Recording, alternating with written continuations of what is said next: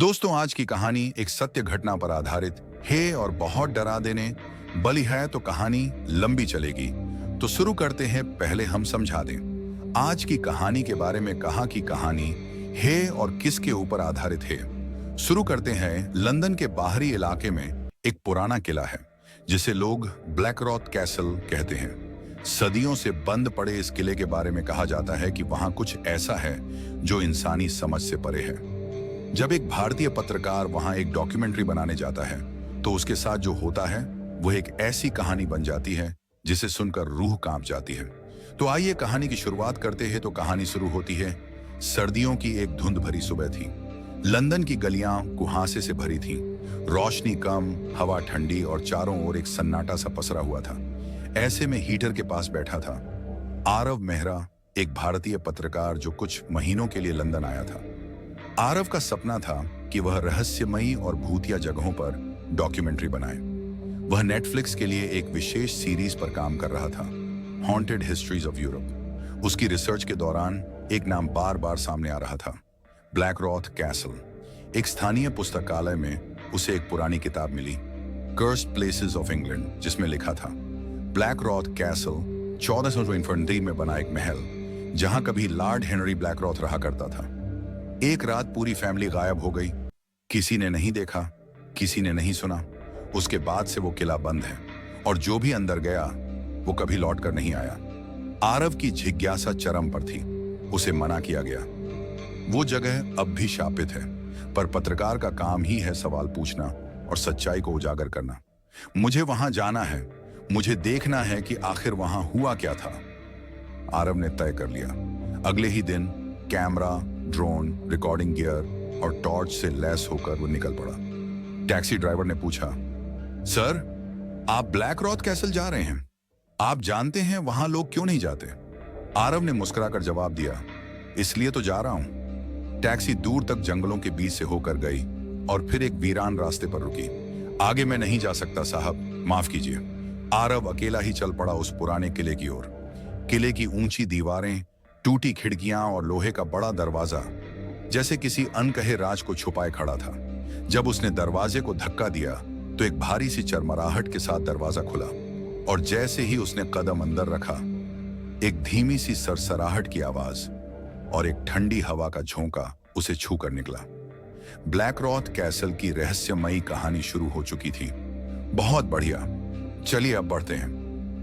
आरव जब किले के अंदर दाखिल हुआ तो पहली चीज जो उसने महसूस की वो थी एक अजीब सी चुप्पी, इतनी गहरी कि उसकी अपनी सांसें भी डराने लगीं। किले का आंगन वीरान था। फर्श पर सूखे पत्ते बिखरे हुए थे और दीवारों पर काई जमी थी। कुछ दरवाजे अध खुले थे, जैसे कोई उन्हें बंद करना भूल गया हो या फिर अंदर से कोई निकल कर गया हो। आरव ने कैमरा ऑन किया और रिकॉर्डिंग शुरू की। ब्लैकरॉथ कैसल में मैं, आरव मेहरा, इस रहस्यमयी किले की सच्चाई सामने लाने आया हूं। जो भी यहां हुआ, आज हम उसे जानने की कोशिश करेंगे। जैसे ही वह आगे बढ़ा, उसे एक पुरानी पेंटिंग दिखी, एक परिवार की। एक आदमी, शायद लॉर्ड हेनरी, उसकी पत्नी, एक छोटी बच्ची और एक कुत्ता। पर उस पेंटिंग की आंखें जैसे आरव को घूर रही हों। वो सोचने लगा, इतनी पुरानी पेंटिंग अब भी इतनी साफ कैसे है? तभी पीछे से एक धीमी सी सरसराहट की आवाज आई, जैसे कोई किसी कमरे का दरवाजा धीरे से बंद कर रहा हो। आरव तुरंत मुड़ा। कुछ नहीं था, पर उसकी रिकॉर्डिंग में बैकग्राउंड में हल्की सी आवाज कैद हो गई, लौट जाओ। वो चौंका। ये मेरी आवाज तो नहीं थी। उसने तुरंत ऑडियो दोबारा सुना। साफ आवाज आई, लौट जाओ। अब उसके चेहरे पर थोड़ा डर साफ नजर आने लगा था, पर उसकी जिज्ञासा अब डर से बड़ी थी। वो अंदर की ओर बढ़ा। उसे एक कमरा मिला जिसमें पुरानी फाइलें और डायरी जैसी चीजें थीं। एक डायरी थी लेडी इलेनोर की। जब उसने पन्ने पलटे, एक पन्ने पर लिखा था, आज रात कुछ गड़बड़ा है, हेनरी बदल रहा है। वो आधी रात को उठकर दीवारों से बात करता है।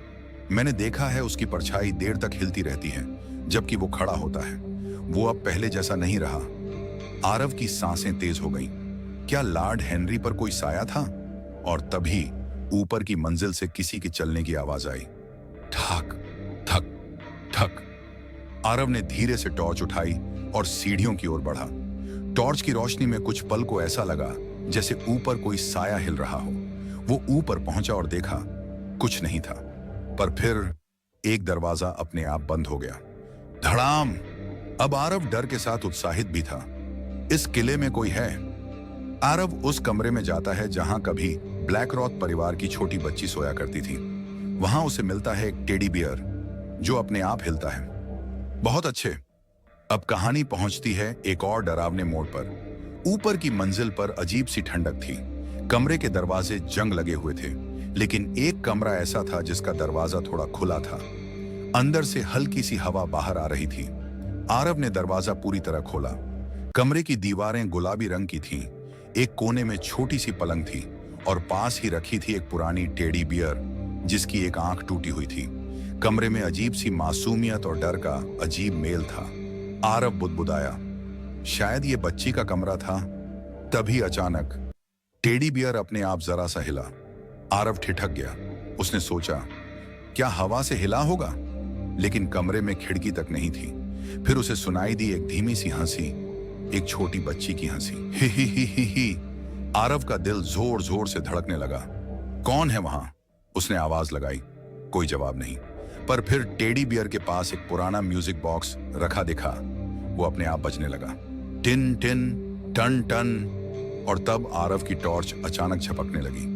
अंधेरे और रोशनी के बीच उसने देखा, एक छोटी बच्ची की परछाई दीवार पर दिखी, फिर गायब हो गई। उसका कैमरा रिकॉर्ड कर रहा था। उसने जल्दी से फुटेज देखा, पर उसमें कुछ नहीं था। यह सब मेरी आंखों का धोखा है। वो पीछे मुड़ा और कमरे से बाहर निकलने ही वाला था कि कमरे का दरवाजा खुद ब खुद बंद हो गया। धड़ाम! वो दरवाजा खींचने लगा, पर वो जैसे किसी ने बाहर से पकड़ रखा हो। फिर पीछे से वही आवाज, तुमने हमारा खेल क्यों बिगाड़ा? आरव ठंड में कांप गया। कमरे की दीवार पर एक लाइन उभर आई, वे अभी भी यहां हैं। आखिरकार दरवाजा खुला। आरव तेजी से बाहर निकला। उसका चेहरा पसीने से भीगा था। अब उसे समझ में आ गया था, यह सिर्फ एक किला नहीं, एक कैद खाना है उन आत्माओं का जो अब भी अपने अधूरे खेल में फंसी हैं। तभी आरव नीचे तहखाने में जाता है जहां उसे मिलता है एक गुप्त दरवाजा, और वहां से निकलती है एक अजीब सी गंध, जैसे कुछ बहुत पुराना और सड़ा हुआ हो। दोस्तों, आज के लिए बस इतना ही। मिलते हैं अगले पार्ट में। याद ही आप अगला पार्ट चाहते हैं कमेंट में लिखे, पार्ट 2 मिलते हैं अगले पार्ट में।